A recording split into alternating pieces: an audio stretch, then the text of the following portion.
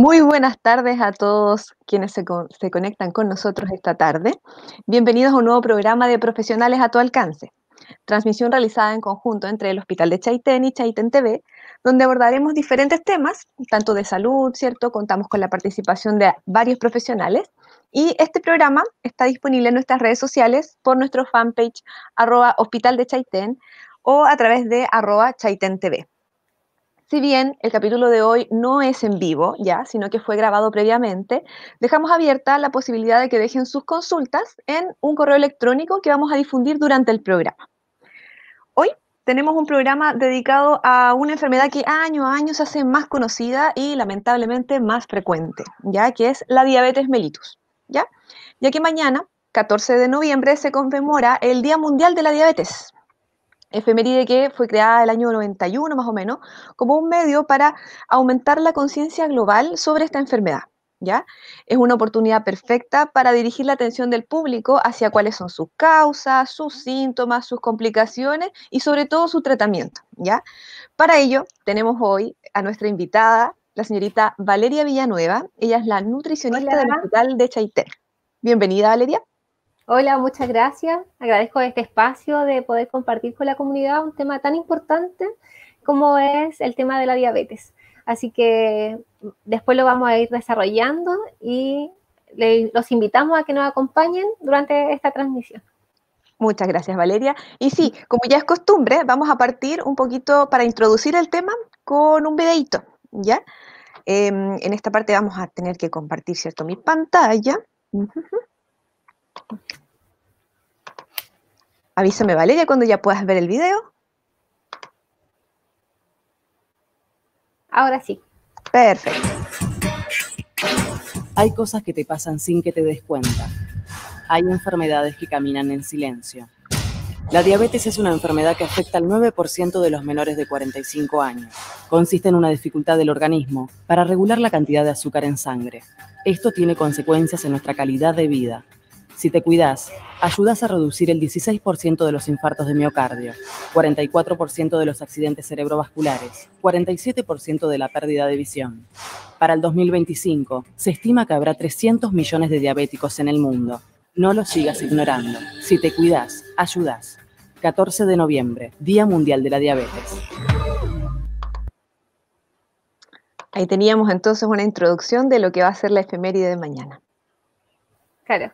Bueno, como el tema de hoy es el Día Mundial de la Diabetes mellitus, que se celebra el día 14 de noviembre, esta fecha se escogió por ser el aniversario de Frederick Banting, quien junto con Charles Petz concibieron la idea que conduciría al descubrimiento de la insulina en el año 1921.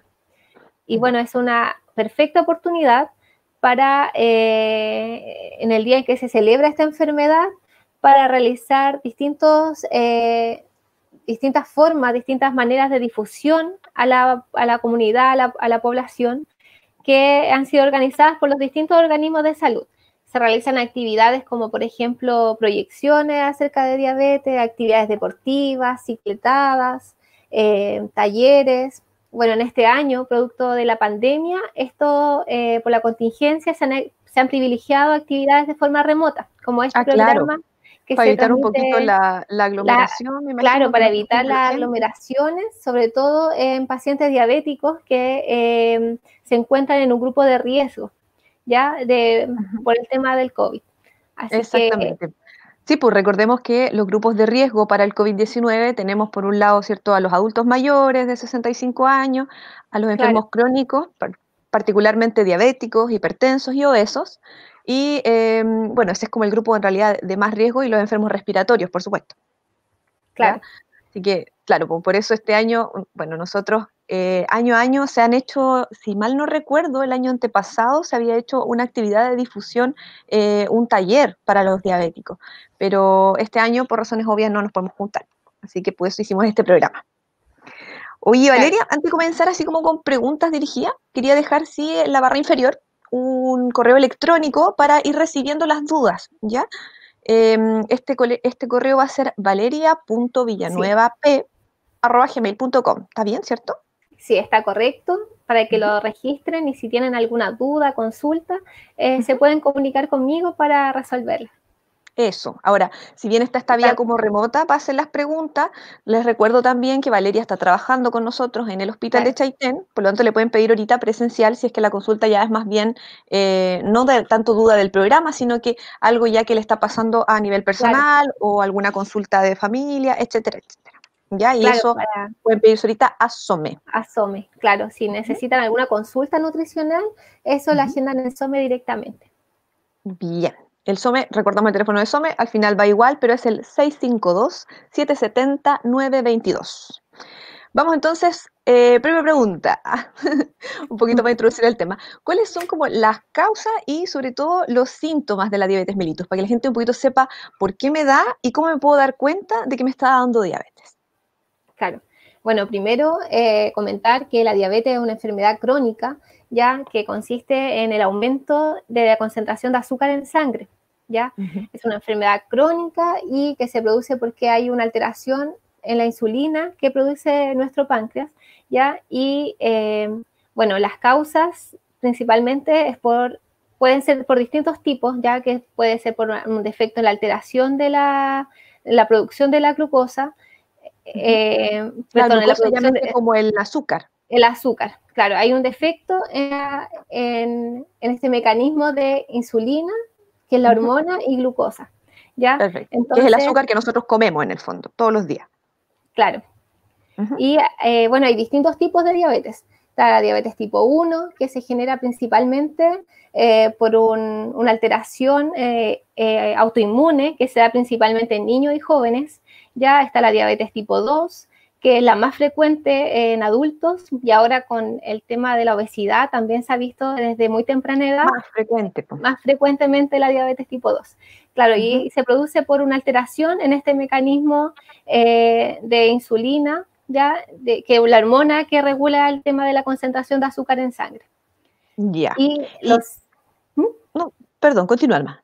Claro, bueno, entre los síntomas se pueden presentar por pérdida de peso, una persona que normalmente come de forma habitual, pero disminuye el peso. Alguien que no está a dieta, pero que está bajando de peso en el fondo. Claro, que tiene una baja de peso como injustificada. Otro de los principales síntomas es que aumenta el apetito, ¿ya? Aumenta el apetito, aumenta el deseo de orinar y también el aumento de la sed. Estos son los síntomas característicos de diabetes. Ya, entonces tenemos por un lado que están con mucha sed, están con mucho pipí, están con muchas ganas de comer y que de pronto bajaron de peso sin estar haciendo una dieta, porque obvio que si están haciendo una dieta o están en un tratamiento que explique la baja de peso, eso es otra cosa. Claro, estos son los síntomas más frecuentes que pueden surgir a un diagnóstico de diabetes, pero obviamente después se confirma con exámenes de médico. Exámenes de laboratorio. Oye, y hablabas hace un poquito de que habían como unos tipos de diabetes. Estaba la 1, decíamos, que era como más genética, como de los niños, parte más temprano el cuadro, y hablabas de la diabetes tipo 2, que era de los adultos. Pero he escuchado hablar de una diabetes gestacional, como de las embarazadas. Claro, la diabetes gestacional se produce justamente en el periodo de gestación durante el embarazo, ya donde también hay una alteración, donde aumentan los niveles de glucosa en sangre, el nivel de azúcar en sangre, y es importante que se controle durante el embarazo para después, cuando termine el embarazo, estos niveles vuelven a su normalidad. Ya, pero no es como que yo me vaya a quedar toda la vida con esa diabetes, ¿o puede pasar igual? Si se mantiene una alimentación adecuada, un incremento de peso adecuado, normal durante el embarazo, un embarazo controlado, no debería después continuar con diabetes a futuro, pero siempre está el riesgo, ¿ya? Por eso es muy importante el tratamiento y cuidarse en cuanto a la alimentación, sobre todo, durante el embarazo. Ya, ok. Oye, y bueno, este asunto de la insulina, porque me hablabas de que en el fondo la insulina regula el tema del azúcar. ¿A qué se refiere con eso? ¿Todos los pacientes diabéticos, por ejemplo, van a usar insulina? No todos los pacientes diabéticos, porque principalmente cuando ya tengo el diagnóstico de diabetes, se realizan varios cambios en la alimentación, pueden comenzar con un tratamiento con medicamentos, ¿ya? Y cuando ya el cuerpo no responde al tratamiento con medicamentos orales, ahí se inicia el tratamiento con insulina. Ah, ya. No Eso ¿Mm? te lo preguntaba harto porque mucha gente a veces cree que, o llega consultando y que yo no quiero ser diabético porque no quiero usar insulina, como que lo asocian siempre, como que fueran siempre de la mano. Pero vamos a ver, parece más adelante que no es tan así. Claro. Oye, y ya, mira, más que por qué tenemos que cuidarnos, o sea, más que de qué tenemos que cuidarnos, es importante saber también por qué tenemos que cuidarnos, ¿cierto? Claro. Vamos a poner un videito de cuáles son un poquito, bueno, estos tipos de diabetes y las complicaciones, un poquito para que la gente entienda qué es lo que me puede pasar si resulta que yo no me cuido para prevenir la diabetes. Okay. Avísame cuando puedas ver el video.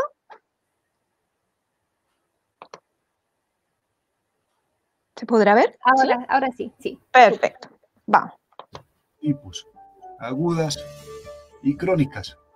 Las complicaciones agudas de la diabetes ocurren cuando la concentración de glucosa en sangre sale de su rango de normalidad. Normalmente, la comida que ingerimos se descompone hasta convertirse en pequeñas partículas de azúcar llamadas glucosa. Nuestro páncreas detecta niveles elevados de glucosa en sangre y produce insulina, la cual actúa como llave para que la glucosa entre a las células de nuestros órganos y sea convertida en energía. Cuando alguien tiene diabetes, su cuerpo no produce adecuadamente insulina. Por lo tanto, la glucosa no logra entrar a las células y se acumula en la sangre. A esto se le conoce como hiperglicemia. Como las células no pueden utilizar glucosa para producir energía, tienen que producirla a partir de la transformación de grasa en ácidos llamados cuerpos cetónicos. Al acumularse, estos ácidos pueden ser tóxicos para el cuerpo y amenazar la vida. Los síntomas de esta complicación pueden ser mucha sed, aumento en la cantidad de orina, náuseas y vómito, dolor de estómago, cansancio o pérdida de peso. Esta complicación también puede presentarse por otras condiciones que presente el paciente, como infecciones, por ejemplo. Para prevenir esta... Bien. Eso sería un poquito entonces las complicaciones. A ver, ¿me escuchas? ¿Vale, cierto? Sí. Ahí está, perfecto. Ahí para que comentemos un poquito, ahí salía esto de la insulina, porque claro, suenan como que van muy de la mano, pero son cosas muy distintas. La insulina entonces es la hormona que uno produce y el azúcar o la glucosa es lo que uno come. Claro, justamente. Ya. Entonces, por eso es importante la prevención, ¿ya? Porque la gente como que se asusta a insulina, que se tiene que inyectar, obviamente, pero eso hay que prevenirlo, ¿ya? Y en las complicaciones, ahí la última que mencionó, hablaba de las infecciones. ¿Tú sabes cuáles son esas infecciones o cuáles podrían ser como las complicaciones infecciosas de la diabetes? Claro, bueno, hay que prevenir todo el tema de las complicaciones. Como infecciones del pie, a mí me sonaba, por ejemplo, claro, cuando la Jenny, la señorita, la enfermera infecciones del pie diabético. Exacto, yo pienso que estas es a las que más se refiero, ¿no? Claro, puede producir infecciones en el pie, sobre todo en las extremidades, porque las personas que tienen diabetes pierden también la sensibilidad. Entonces se pueden hacer heridas, por ejemplo, y estas no cicatrizan bien, y ahí es donde se complica el cuadro y se pueden producir infecciones.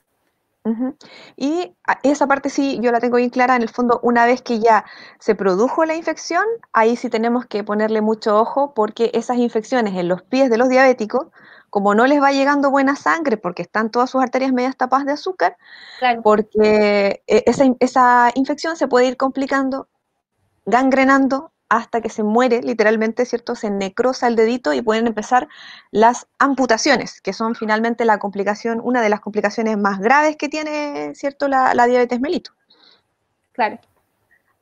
Y teníamos también, bueno, a mí me interesaría hablar, para que sepamos, ya hablamos de todo lo que nos puede pasar, ¿cierto? Que es cómo la detecto, cómo yo sé cuáles son mis síntomas, qué es lo que me puede pasar, pero ya, pues, no es de esto lo que hay que enfocarse, ¿cierto? Hay que enfocarse en qué podemos hacer al respecto. ¿Cuál es el tratamiento de la diabetes mellitus? ¿Qué podemos hacer en la casa para prevenirla? O bien, si ya alguien de la casa la tiene, para irla tratando o irla mejorando de alguna manera.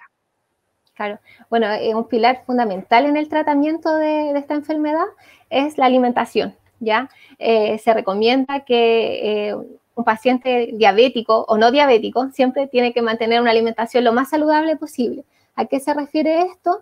Que incluya distintos grupos de alimentos en su alimentación, o sea, todos los grupos de alimentos, pero especialmente si yo tengo diabetes, un paciente diabético tiene que cuidar las porciones, ¿ya? Las cantidades de comida que come por tiempo por ejemplo, en el desayuno, que come en el almuerzo, en la once y en la cena. Y como menciono estos tiempos de comida...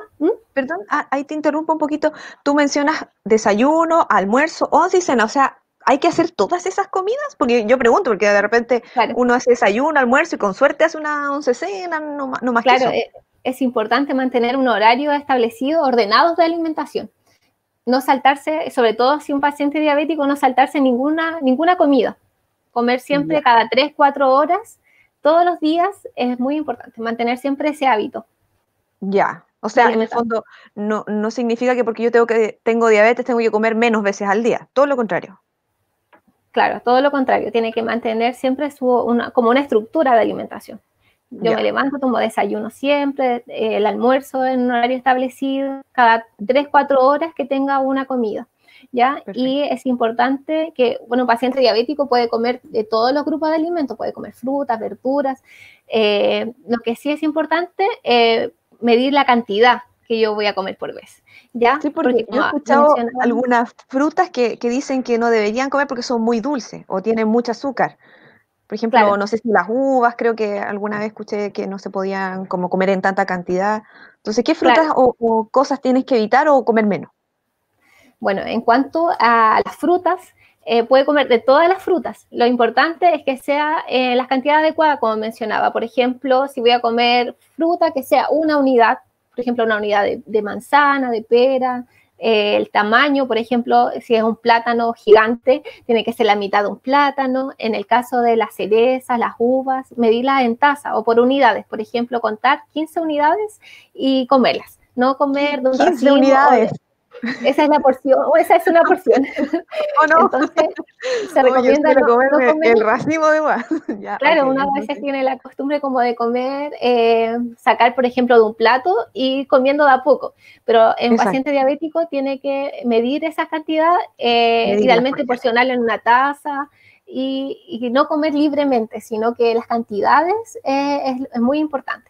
Lo mismo pasa con el otro grupo de alimentos, por ejemplo, que son los cereales, los fideos, los tallarines. Eso también se recomienda, por ejemplo, que lo midan en una taza. Si uno no tiene una taza, porque las tazas son pequeñas, de esas de té. Entonces son 4 dedos. Taza de té, no el tazón ese de 400 claro, que uno no el tazón, sino una taza.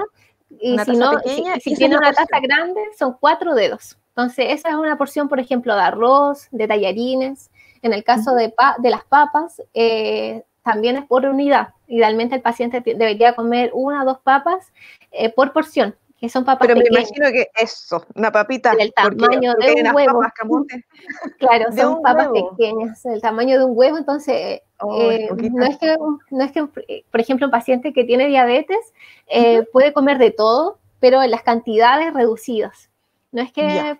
Lo que puede comer libremente son las verduras, principalmente de hojas verdes, ya como lechuga, espinaca, selga, repollo.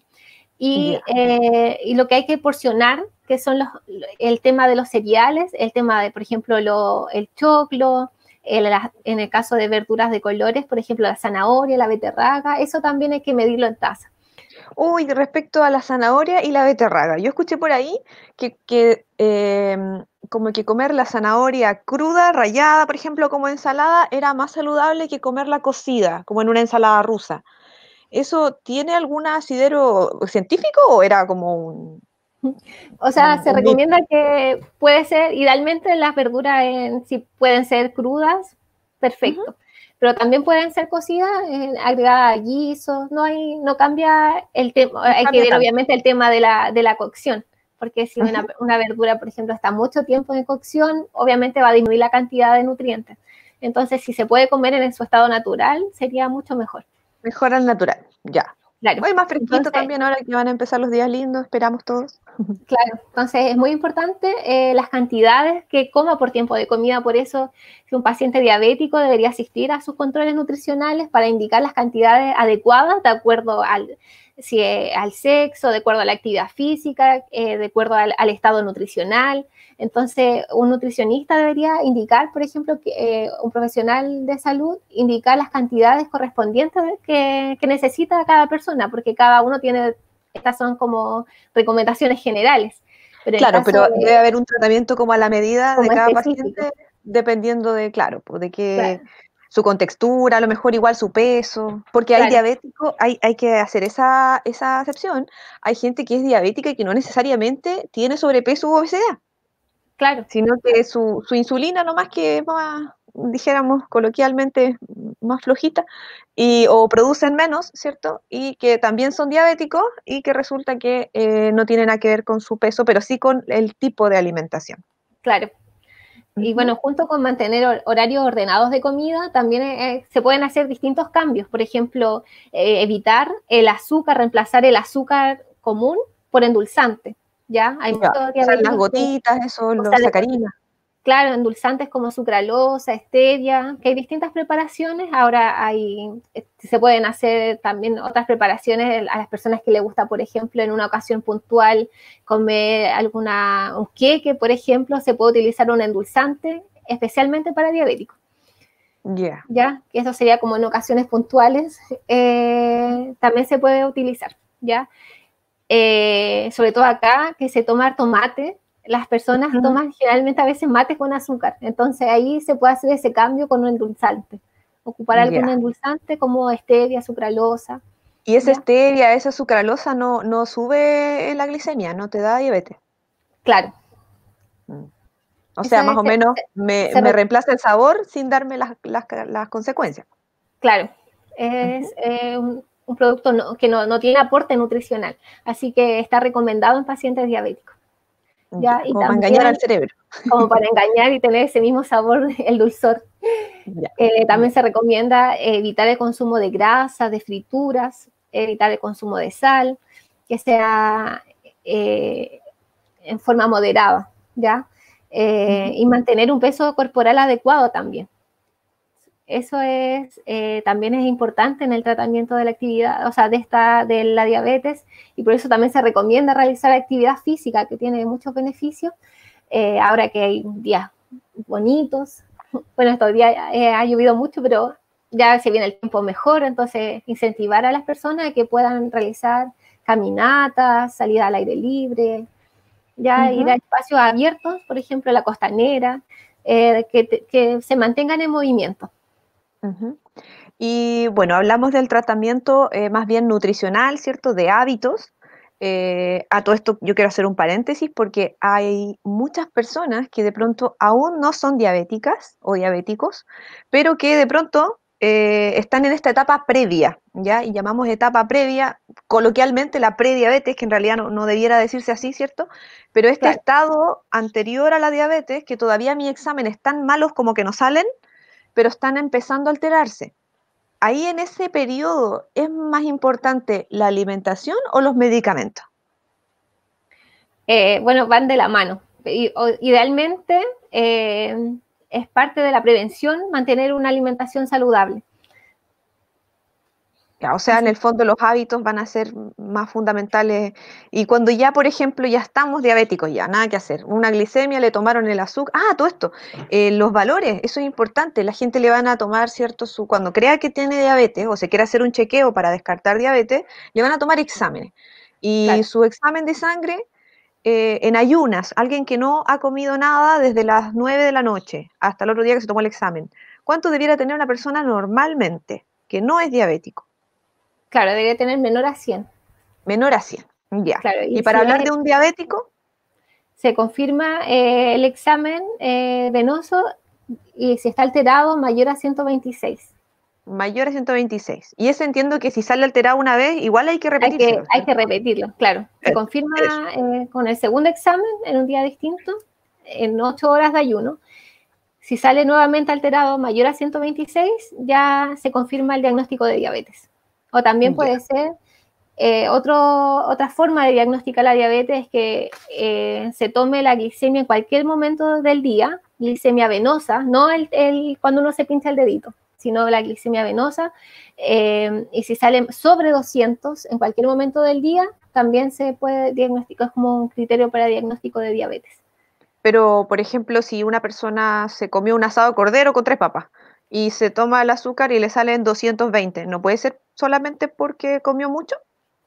Claro, o sea, esto también asociado a los síntomas que lo mencionábamos, que es la pérdida de peso, o sea, el deseo de orinar y el aumento de la sed, asociado a los síntomas más la glicemia alterada. Perfecto. Pero si tiene más de 200, ya en el fondo igual hay que hacerse el chequeo completo, porque ya es muy, muy altamente sugerente de tener diabetes. Claro. Y además del tratamiento nutricional, uno puede usar medicamentos, ¿cierto? Claro, también además del tratamiento nutricional y de realizar actividad física, también es importante el tratamiento farmacológico, ya que este tiene que ser indicado por el especialista, por un médico, ya que son hipoglicemiantes que se utilizan para controlar las glicemias en sangre, el azúcar en la sangre. Ya. Y ese tratamiento ahí yo quería ser bien enfática porque esa parte sí nos toca verla harto. No sirve si uno se lo toma una vez a las 1500. Claro. Aquí no tengo que preguntártelo porque claramente está más que estudiado y confirmado. El tratamiento, como es una enfermedad crónica, debe hacerse de manera crónica y ordenadito, todos los días, ¿cierto? Si se lo indican una vez al día, tiene que ser una vez al día, ojalá a la misma hora todos los días. Si se lo indican 2 o 3 veces al día, son 2 o 3 veces al día, no es como, ay, no es que me indicaron mucho, no. Claro. El tratamiento en general también, así como ustedes desde nutrición hacen una especie de minuta para cada paciente, en el box los clínicos, los médicos también hacen un ajuste una indicación, claro, para cada paciente y a veces pasa que si sienten que es mucho remedio al momento de la indicación, consúltenlo al tiro, para que se vayan con su, ¿cómo se dice? Con su tratamiento bien clarito y lo hagan, porque finalmente hacerlo a medias es casi como no hacerlo. Claro, justamente es muy importante ser responsable en la toma de los medicamentos. Y no solo de los remedios, y por eso es que yo quería enfatizar harto en este programa y que nuestra invitada justamente fuera la nutricionista, porque a mi gusto la base del tratamiento es la nutrición, independiente de que pueda usted estar usando metformina, vildagliptina, insulina, etcétera, etcétera, y todos los terminados en ina que se le puedan imaginar. Puedo estar usando 3, 4, 5 remedios, pero si a la hora de comerme un asadito me como 4 o 5 papitas, al final no me va a servir de nada, ¿cierto? Claro, justamente es muy importante la alimentación en el tratamiento de la diabetes para que los pacientes no se descompensen, sino que puedan estar bien. Eso, sí, y hablando de descompensarse y complicaciones, por última vez quería compartir una pestañita aquí, que era para, más que nada, enfatizar en las complicaciones. No sé si puedes ver una imagen que estoy mostrando. Hay una imagen de 2 colores que estoy mostrando, no sé si la podrás ver. Sí, perfecto. Sí, al lado izquierdo, que esto salía en el video, ya, un poquito para ir cerrando el tema, recordar las complicaciones. Por un lado, el lado de las agudas salían ahí como las que uno siente en el momento que ocurren, que son la hiperglicemia o la hipoglicemia, ¿ya? Cuando se sube mucho el azúcar o se baja mucho el azúcar. Y estas me pueden generar cierto cetoacidosis por un lado o síndrome hiperosmolar, que suenan como raras las palabras, pero en el fondo es una complicación porque hay demasiado azúcar en la sangre y o bien se deshidratan los órganos, ¿cierto? Y me pueden producir incluso hasta estados de alteración mental, ¿ya? Ahora, ¿qué es lo malo de estas agudas? Que la hiper y la hipoglicemia, los síntomas son súper parecidos. ¿Ya? Puede ocurrir que yo me sienta débil, ¿cierto? Cosas así. Entonces, ¿qué hay que hacer? Mantener controles al día para evitar las agudas. Y si seguimos un buen tratamiento, evitamos estas del lado derecho, que son las crónicas. Claro. Y aquí me quería detener porque solamente habíamos hablado casi como de la neuropatía o de las amputaciones, ¿cierto? Las infecciones y lo que puede ocurrir con las amputaciones de los pies. Pero hay tres que son fundamentales, que una son las complicaciones renales, cuando el Claro. riñón, ¿cierto? Como está tan lleno de azúcar, perdón, todo el cuerpo no es capaz de eliminarla y se satura y se echa a perder. Por otro lado, la retina, que hay gente que puede quedar incluso ciega por culpa de tanta azúcar en la sangre. Claro. Y cardiovasculares, que es lo que en el fondo el programa cardiovascular, que es como el programa estrella de, ¿cierto? De los establecimientos de atención primaria, busca prevenir que justamente son los infartos al corazón, ¿ya? Y no solo al corazón, infartos cerebrovasculares, ¿cierto? Otras complicaciones. Así que en eso yo quería hacer un pequeño paréntesis. No sé, Valeria, si quieres contarnos o hacer algún cierre, algún comentario extra, algo que se te haya quedado en el tintero y que quieras compartir con nosotros. No, volver a motivar a las personas, bueno, a continuar con su tratamiento, ya sea farmacológico, sobre todo alimentario, ¿ya? Y si tiene alguna duda acerca de lo que tengo que comer, en qué horario, invitarlos a que se acerquen a SOME y soliciten una hora con nutricionista para realizar un plan personalizado de alimentación. Así que los invito a que agenden hora con nutricionista en el Bien. hospital de Chaitén. Todos invitados entonces a la consulta de Valeria y también reforzar la importancia del ejercicio, hacer deporte, activarse. Claro. Yo creo que este año en particular ha sido el peor año de la historia, casi, Sí. para hacer, o al menos los últimos 100 años, para hacer deporte, porque nos ha mantenido bastante encerrados en casa, ¿cierto? Claro. Ahora, tampoco digamos que en Chaitén el clima permite salir mucho, ¿cierto? Y disfrutar así como de días bellos y salir afuera, pero al menos incorporar actividades físicas dentro de la casa. ¿Ya? La pandemia nos ha enseñado que hay muchas cosas que se pueden hacer dentro de la casa, desde conversar con la familia, por ejemplo, Claro. preparar nuestras propias comidas, o sea, ponerle más atención a nuestro cuerpo, querernos, ¿cierto? Comunicarnos y activarnos, ¿ya? En la casa a veces 1 kilo de arroz puede servir de mancuerna, ¿ya? Para ir activando músculos, grupos musculares. Hemos tenido algunos otros programas por aquí, por allá, en radio. Aquí todavía no hemos tocado programa de actividad física, pero ya se viene. Así que hacer harto énfasis en lo importante de moverse, porque moverse nos permite envejecer más saludables. Y yo siempre voy a sacar el tema del envejecimiento en los programas. Así que los invito a moverse para que seamos viejóvenes cuando nos toque el momento. Muchas gracias, Valeria, por Muchas gracias. Muchas gracias con nosotros hoy.